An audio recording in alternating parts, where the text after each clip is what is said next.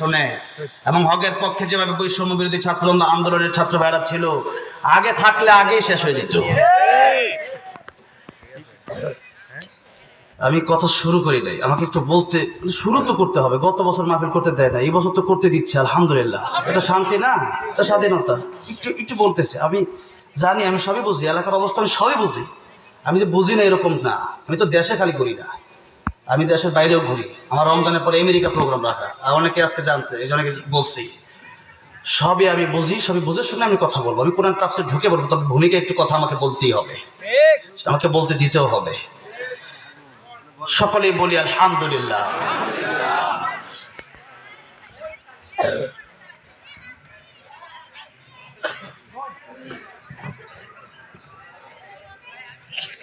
সূরা মুলুক থেকে আমরা কথা বলবো। কোন সূরা? সূরা মুলুক। মুলুক মানে রাজত্ব, মুলুক মানে একটা পৃথিবী, একটা গ্রহ, একটা দেশ, একটা জায়গা। আর আল্লাহ রাব্বুল আলামিন এই সূরা নাজিল করার শুরুতেই ক্ষমতাটা কার হবে, ক্ষমতায় কে থাকবেন, মূল ক্ষমতার মালিককে আর গোলামকে, এই পরিচয়গুলো দিয়েছেন।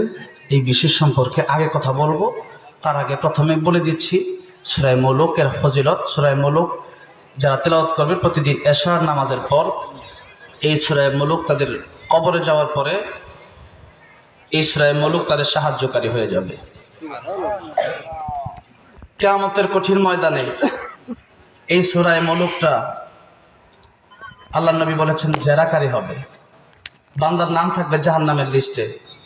বান্দা বলবে আল্লাহ রাব্বুল আলামিন, কোরআন বলবে আল্লাহ তাআলা, এই বান্দাকে তুমি জাহান্নামে দিবা, এটা হতে পারে না।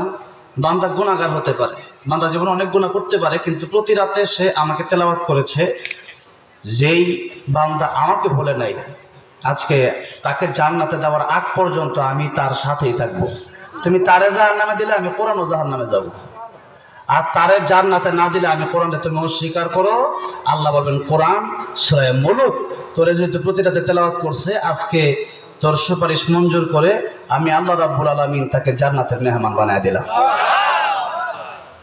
আর আমার আগে হুজুর বলে গেছে দুইটা বিষয় লাগবে, ঈমান আর নেক আমল।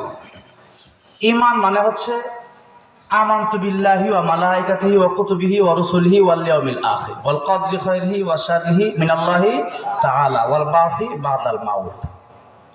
আল্লাহকে বিশ্বাস করা, এরপরে আমানতু বিল্লাহি ওয়া মালাইকাতিহি ফেরেশতা বিশ্বাস করা, ওয়া কুতুবিহি আল্লাহর সমস্ত কিতাব বিশ্বাস করা, ওয়া রুসুলিহি রাসূল বিশ্বাস করা, ওয়াল ইয়াউমিল আখির পরকাল বিশ্বাস করা, ওয়াল কদরি খাইরিহি ওয়া শাররিহি মিনাল্লাহি তাআলা। আর হচ্ছে তকদিরে যা কিছু আছে ভালো মন্দ সব কার পক্ষ থেকে হয়? আল্লাহর পক্ষ থেকে হয়, এটা বিশ্বাস করা। আর আরেকটা কথা 7 নম্বরে, ওইটা 5 নম্বরের সাথে মিলিত করছে, এটা হচ্ছে ওয়াল বাসি বাদাল মাউত, মরণের পরে আমাদের আবার পুনরায় উঠতে হবে, আল্লাহর দরবারে দাঁড়াতে হবে। এই কথাগুলো বিশ্বাস করার নাম হচ্ছে ঈমান। এটার ভিতরে এক একটা বিষয় নিয়ে কথা বলতে গেলে ঘন্টার পর ঘন্টা সময়ের প্রয়োজন, তবে এই বিষয় নিয়ে কথা বলতেছি না। তবে কথা হচ্ছে এই ঈমান আমাদের লাগবে। দ্বিতীয় নাম্বার হচ্ছে নেক আমল। নেক আমল মানে হচ্ছে কোরআন শরীফে যা আছে, যা আদেশ তা মেনে নেবেন, যা নিষেধ তা ছেড়ে দিবেন, এটার নাম কি? নেক আমল। আর এই নেক আমল আপনি আর আমি শিখবো কোন জায়গা থেকে? বিশ্বনবীর জীবনী থেকে। এই আমলগুলা এই দুনিয়ার জীবনে চলাকালীন আমার জীবনটা কার আদর্শে হবে? বিশ্বনবীর আদর্শে। কার আদর্শে? বিশ্বনবী রাহমাতুল লিল আলামিনের আদর্শে হবে। দুনিয়ার অন্যান্য যত নেতা আছে তাদের জীবনে মিথ্যা কথা আছে, তাদের জীবনে চুরি আছে, ডাকাতি আছে, জনগণের টাকা মাইরা খাওয়া আছে, কিন্তু আমার নবী জীবনে মিথ্যা কথা বলে নাই, জনগণের টাকা খায় নাই, আমার নবী হারাম খায় নাই। আমার নবী মানুষের দাদারা গেছে, বলছি ইয়া আইয়ুহান নাস কুলু লা ইলাহা ইল্লাল্লাহু তুফলিহুন, ও মানুষ তোমরা লা ইলাহা ইল্লাল্লাহ পড়ো কামিয়াব হয়ে যাবে। মানুষ পাথর মারছে, আল্লাহ জিবরাইল পাঠাইছে, বলো আমার নবীর কাছে গিয়া বলবা, যদি তারা আমার নবী যদি বলে তাহলে এটারে উল্টায় দেব, দুই পাহাড়ের চাপ দিয়ে তাদেরকে শেষ করে দেব। নবী বলছে না, এদেরকে শেষ করে দিলে তাহলে আমার আল্লাহর এই কালেমা পড়বে কে? তাদেরকে মারা যাবে না। সুবহানাল্লাহ জোরে কও। ওয়া ইন্নাকা লাআলা খুলুকিন আযীম। আয়েশা রাদিয়াল্লাহু আনহাকে জিজ্ঞাসা করা হলো, আম্মা জান নবীজির চরিত্র সম্পর্কে একটু বলেন। আম্মা জান আয়েশা বলেন, কানা খুলুকুহুল কোরআন। কোরআনে যা লেখা আছে নবীর জীবনে তা বাস্তবায়ন করা আছে। তাহলে আমরা এই দুইটা জিনিস যেটা বললাম, তারাক্তু ফিকুম আমরাইন লান তাদিল্লু মা তামাসসাকতুম বিহিমা কিতাবাল্লাহি ওয়া সুন্নাতা রাসূলি। আল্লাহর কোরআন মানবো, নবীর জীবনী মানবো। রাজি আছি না নাই? নবী যা যা করছে আমরা তা করব, নবী যা করে নাই আমরা তা করব না। এখন নবীজি কিন্তু রাষ্ট্রপ্রধানও ছিলেন নাকি বলেন? মদিনার প্রেসিডেন্ট ছিলেন, বিশ্বনবী ছিলেন না? আমাদেরকেও প্রেসিডেন্ট হতে হবে।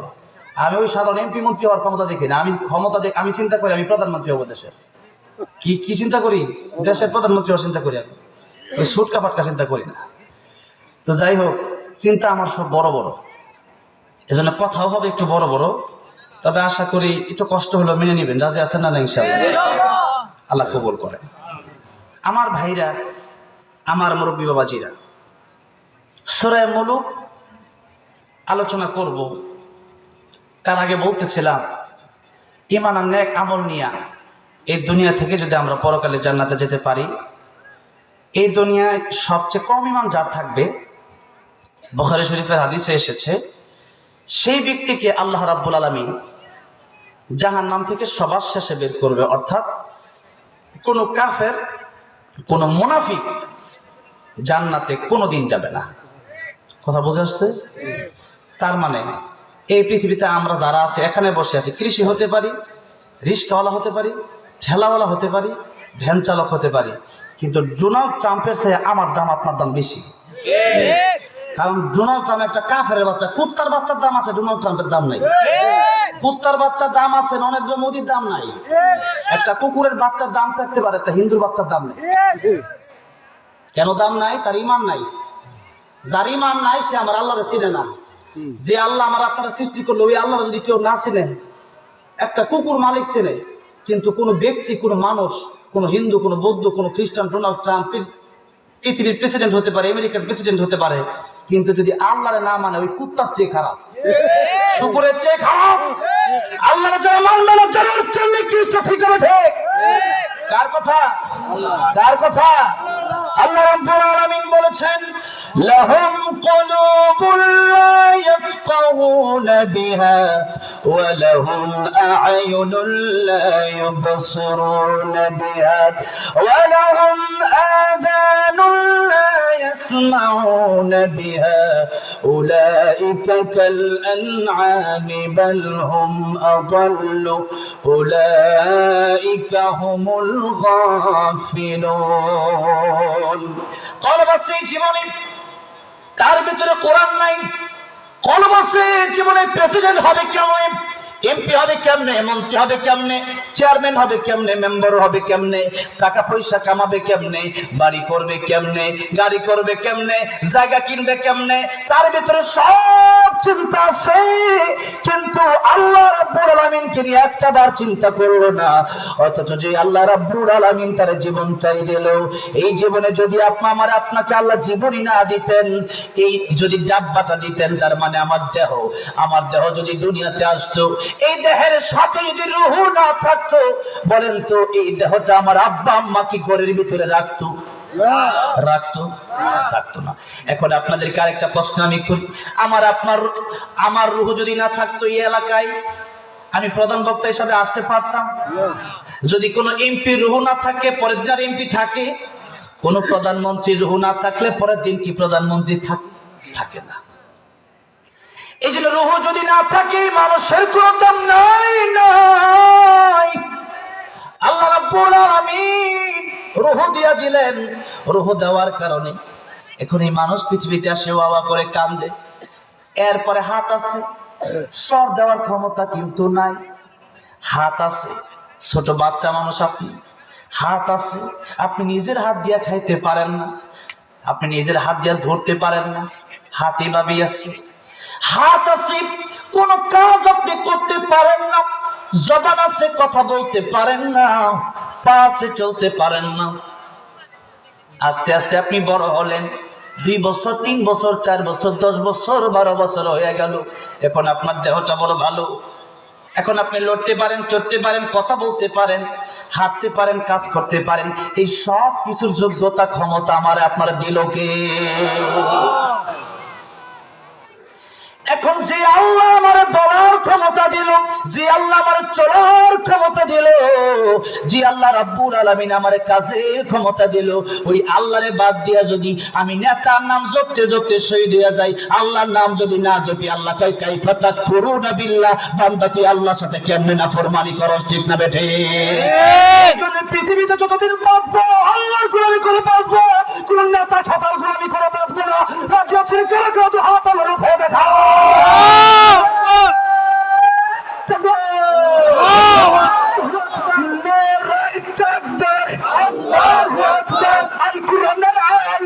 ঘরে ঘরে চলো, ঘরে ঘরে চলো।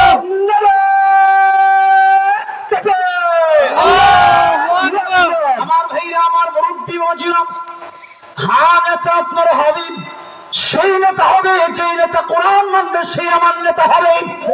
যে নেতা ইসলাম মানবে, সে আমার নেতা হবে।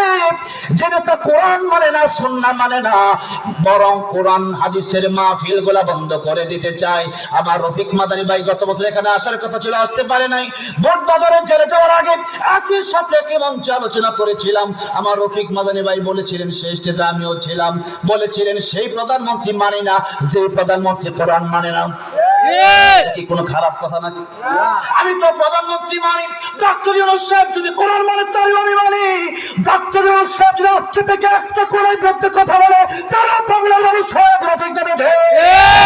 ও মুসলমান, এই জন্যই কথা বলতেই হবে। কোরআনে আমার যা আছে তা আমাকে বলতেই হবে, তাকে বাধা দেওয়ার মতো কোন শক্তি পৃথিবীর কারো নাই। এই জন্য ভালো করে মনে রাখতে হবে, যেই নেতা আমার আল্লাহর মানে তারই আমার মানতে হবে। যেহেতু নেতা মানে কি? নেতা মানে ইমাম, ইমাম মানে নেতা। ইমাম হচ্ছে আরবি শব্দ, যার বাংলা অর্থ হচ্ছে নেতা। এই জন্য আমার আপনার ইমাম হবে কোরআনের হাফেজ, কোরআনের আলেম, ঠিক না বেঠে? ইমাম সাহেবরে মানেন, কিন্তু ইমাম যদি ভুল করে লোকমা দেওয়ার দরকার আছে না নাই? ইমাম সাহেব ভুল করলে লোকমা দিবেন, বিচারপতি ভুল করলে লোকমা দেওয়ার দরকার আছে না নাই? এখন মসজিদে গিয়া সবাই লোকমা দেয়, তাই না?